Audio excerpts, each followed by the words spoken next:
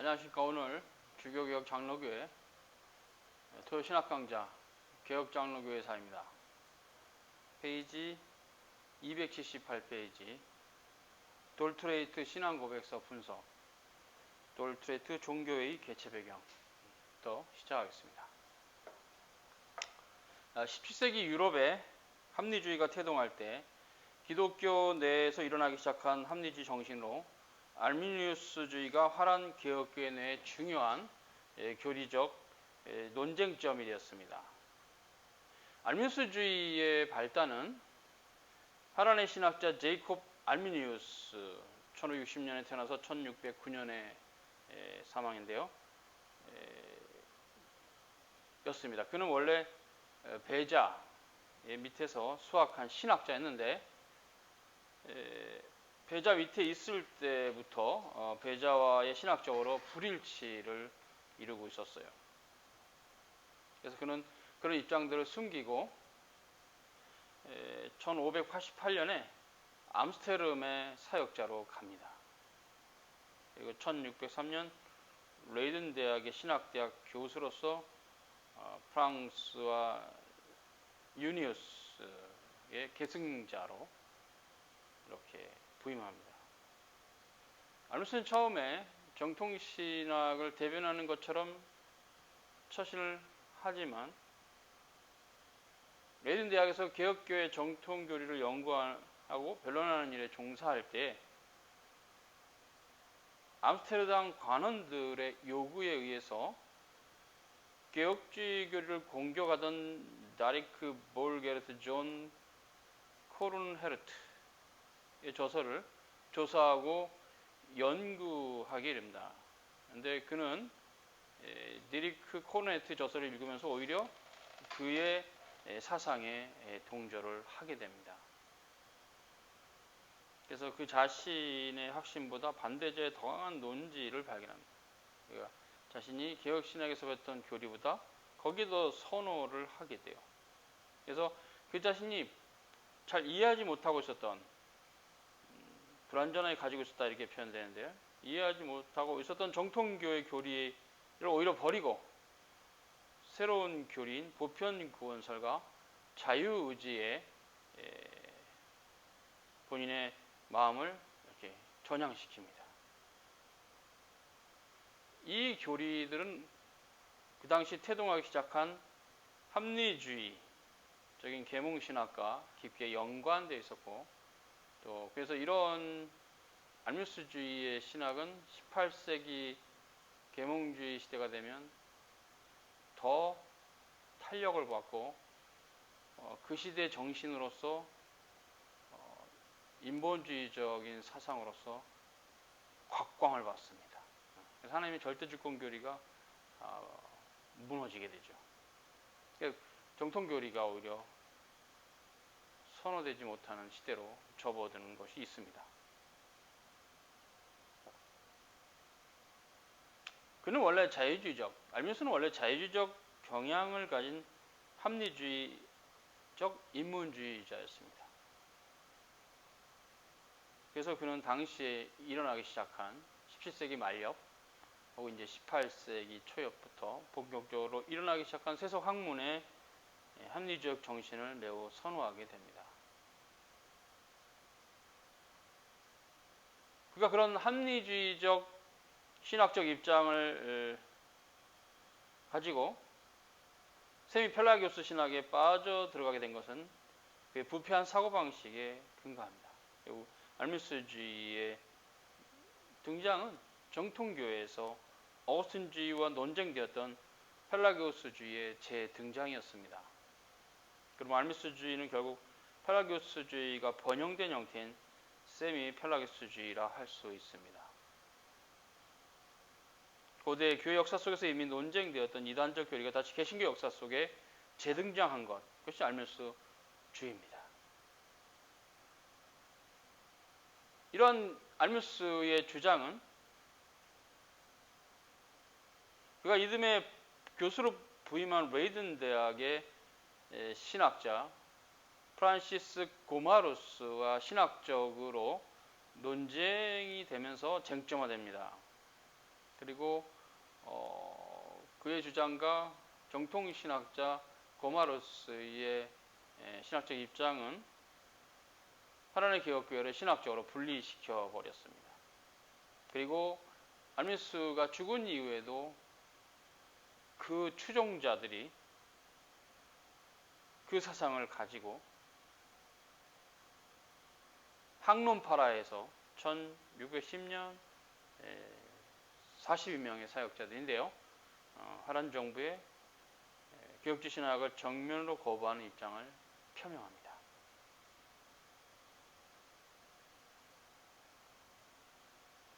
또 그들을 지지하는 관원들도 있었어요. 그래서 하란 정부의 관원이었던 잠반 올덴바르네벨트와 세속 작가이고 역사가였던 그로티우스, 이 두 분이 알미스 사상을 선호했어요. 그들은 신학적으로 관용주의자들이었고 정치적으로 공화정을 추구했습니다.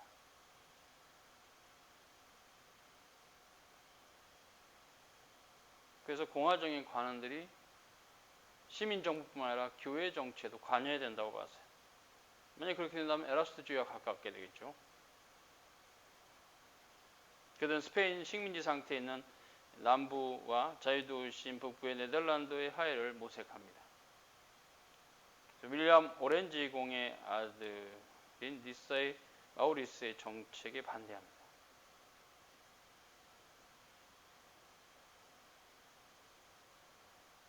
네덜란드 전체 독립의 열망은 대다수 열렬한 개혁주의 성도들에 의해서 그들은 결국 축출이 됩니다. 1618년 니사의 마우리스가 군대를 이끌고 화란의 주요 도시를 점령하고 학론파들에게 호의적이었던 관원들을 교체합니다. 그리고 올덴 베르네트 벨트를 1619년 반역죄로 처형하고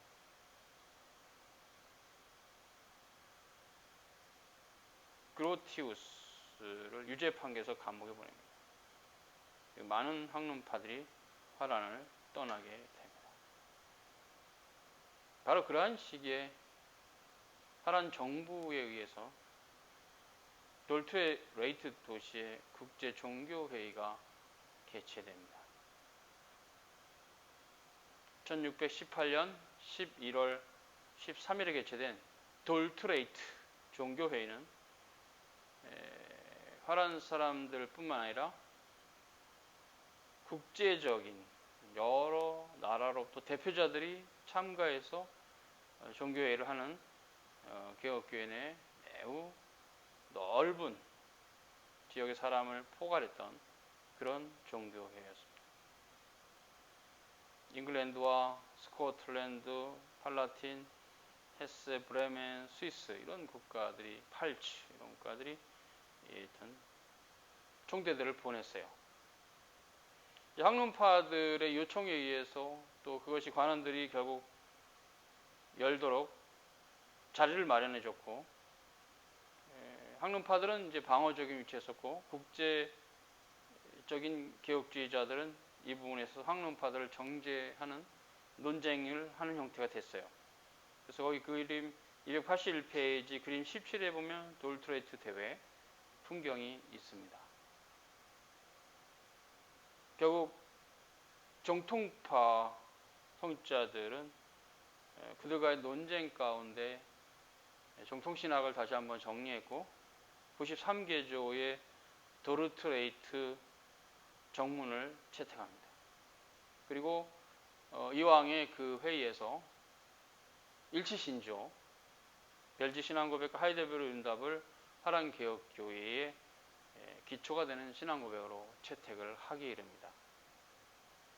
1619년 4월 23일 5개의 조항의 요점을 정리하여 채택하는데 이것은 전적 타락, 무조건적 선택, 제한 속죄, 불가항력적 은혜, 성도의 견인 였습니다. 그러나 돌트레이트는 그 당시에 대표적 학자라 할 수 있는 고마르스의 타락전 선택설을 받아들이지 않고 후택설 선에서 정리가 되었습니다.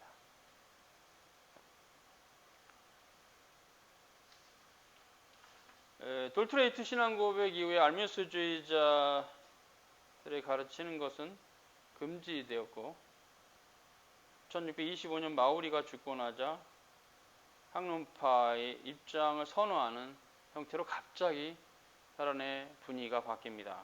그것은 그의 동생 프레더릭 헨리가 정권을 계승하자 다시 학론파들이 재등장합니다.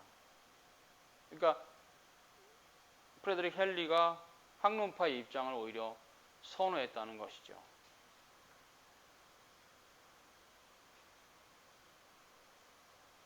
그렇게 이제 학론파들의 입장으로 그때 18세기가 되면 레이든 신학교조차도 신학이 파괴되고 학론파들의 입장으로 알미우스적인 신학교가 되는데 1798년까지는 공식적으로는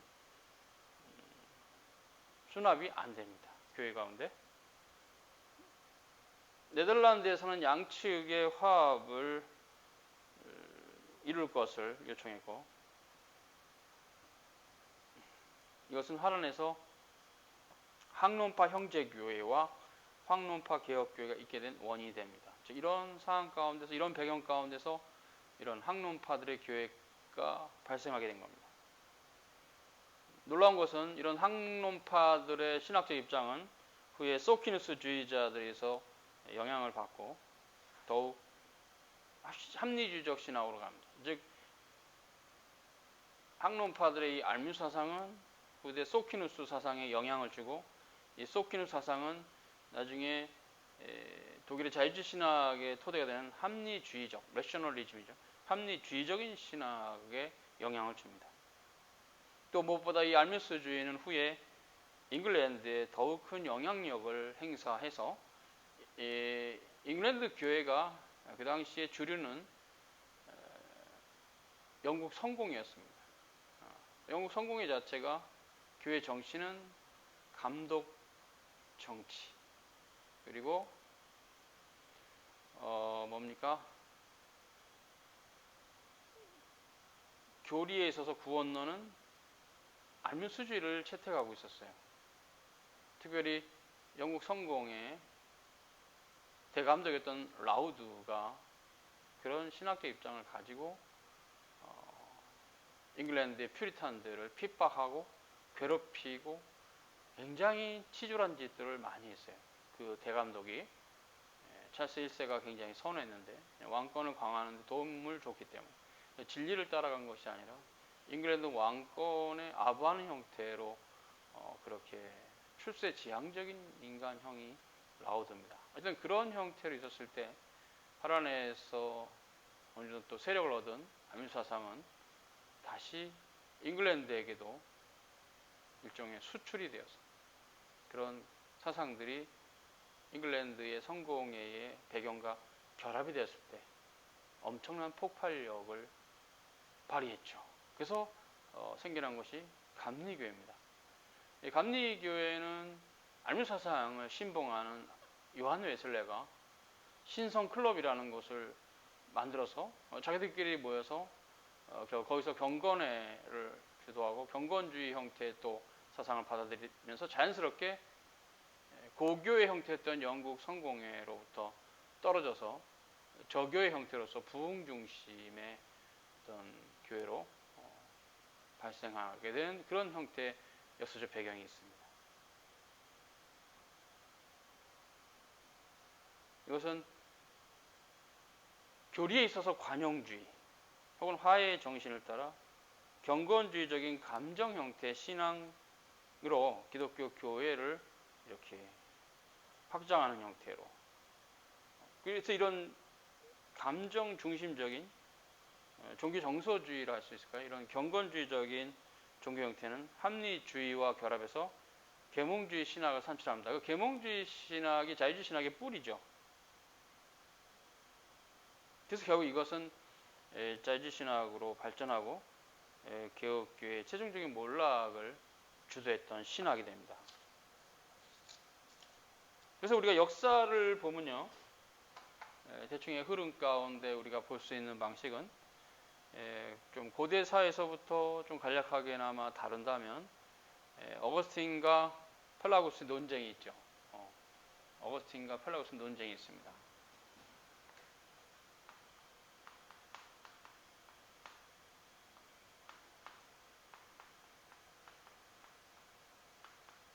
어거스틴과 펠라구스 논쟁이 있었고, 이 논쟁 가운데 구원에 있어서 하나님의 절대 주권의 교리와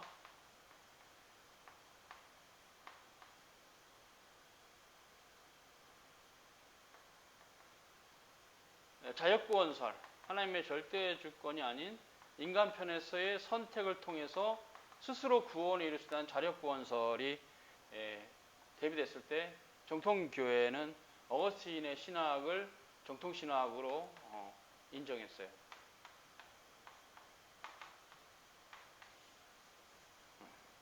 그런데 어거스틴 이후에 게란민족의 이동이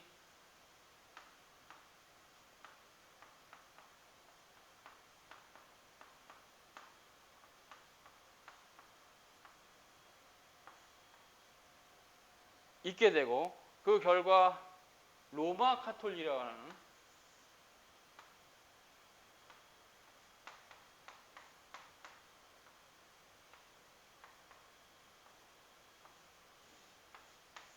전대미문의 아주 독특한 교회가 발생합니다. 이 로마 카톨릭 교회는 역사 가운데 게르만 민족의 이동으로 가능하게 된, 세워졌을 뿐이 없는 게르만 민족의 이동의 역사를 아는 사람은 알 거예요. 즉 게르만 민족이 이동하면서 서유럽이 완전히 파괴됐는데, 그때 서유럽에서 다른 지역들은 모두 다 이렇게 망가졌어요, 교회가. 그런 형태의 역사는 또 그 이전의 역사를 좀 자세히 보면 명확한 건데, 즉 그 당시 니케아 종교회의나 칼케돈 종교회의, 이런 정통신학이 결정되는 과정에 특별히 니케아 신앙 고백과 관계된 니케아 콘스탄티노플 종교회의를 통해서 최종적으로 이단으로 전개된 아리우스주의자들이, 아리우스를 추종하는 자들이 북쪽 게르만 민족으로 갔을 때 그들이 결국 게르만 민족을 그런 거짓 교리로 다 교화해서 그런 거짓된 교회, 이단이죠. 이단적인 교회를 세워서 그들의 종교를 그렇게 만들어 놓고, 그들이 이제 세력을 얻어서 서유럽이다, 서로마 자체가 쇠약해졌을 때 게르만 민족 출신의 용병들이 게르만 민족의 공격을 막는 위치에 있다가 돌아서서 자신들의 민족과 함께 이렇게 서로마 제국을 각지를 이렇게 각 어떤 부족들이 치면서 서로마가 멸망했죠. 그때 유일하게 남게 된 그 지역이 로마입니다. 로마고, 또 그런 것은 하나님 섭리 가운데 있겠지만 어쨌든 이렇게 프랑크 왕국을 세워줬던 그 클로비스라는 분이 이렇게 로마의 주교와 연결해서 정통신앙으로 귀양 개종이죠 하면서 아리스토주의를 버리고 신성 로마 제국 황제라는 이런 타이틀을 가지고 이제 옛 로마의 어떤 그 영광을 지켜준다, 이렇게 해서 정통신학을 지키는 수호자 형태로 해서 이렇게 그 프랑크 왕국의 왕들, 후대는 이제 동프랑크, 서프랑크, 중프랑크로 나눠지는데요. 어찌됐건 그런 자들, 그런 왕들이 로마 카톨릭 교회가 세워지는데 역할을 한 거죠. 뭐 어찌됐건 하나님의 뜻이었는데, 그래서 로마 카톨릭 교회라는 독특한, 이것은 실은 그 이전에 게르만 민족 이동 이전에 서로마 제국에 있었던 홀리 카톨릭 처치, 정확하게 원어로는 상탐 카톨리캄 에클레시아, 거룩한 보편교회가 사라지고 그 위에 이제 로마 교회만, 서로마 제국에서는 로마 교회만 나오면서 로마 카톨릭 처치로 정착이 됐어요. 이것은 그 이전에 100년이나 200년 전에 거룩한 보편교회하고는 많은 면에서 다른 교회가 된 겁니다. 완전히 망가진 교회 같아요. 그래서 이런 형태가 이제 주 7세기, 8세기 어간이 되면 그 교리에 있어서 정통 교리가 점차적으로 이렇게 거짓 교리와 뒤섞입니다. 혼합주의인데 이것이 이제 세미 펠라기우스죠.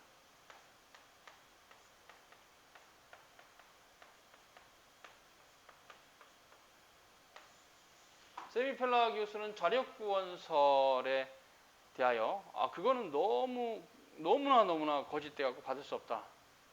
그러나 어거스틴의 정통 교리도 우리는 받을 수 없다. 그래서 적당히 타락한 교회가 받은 형태는 뭐였냐면 하나님의 주권 50%, 인간의 자력 구원할 수 있는 능력 50%. 그래서 하나님의 능력과 인간의 능력이 서로 이렇게 결합이 돼서 구원을 인간 스스로 거부할 수도 있고, 가학력적 은혜, 하나님 은혜 주셔도 내가 거부할 수 있고, 이런 식의 굉장히 혼합주의적인 교리를 만듭니다. 그것이 세미 펠라기우스 교리입니다. 신인 협동설을 이것을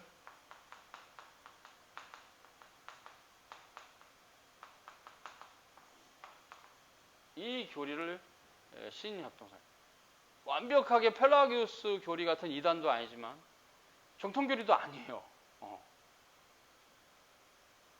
정통 교리와 이단의 교리가 뒤섞여 버린 굉장히 위험한 혼합주의 교리입니다. 그래서 이 신인 협동설 교리가 로마 가톨릭의 구원론이에요.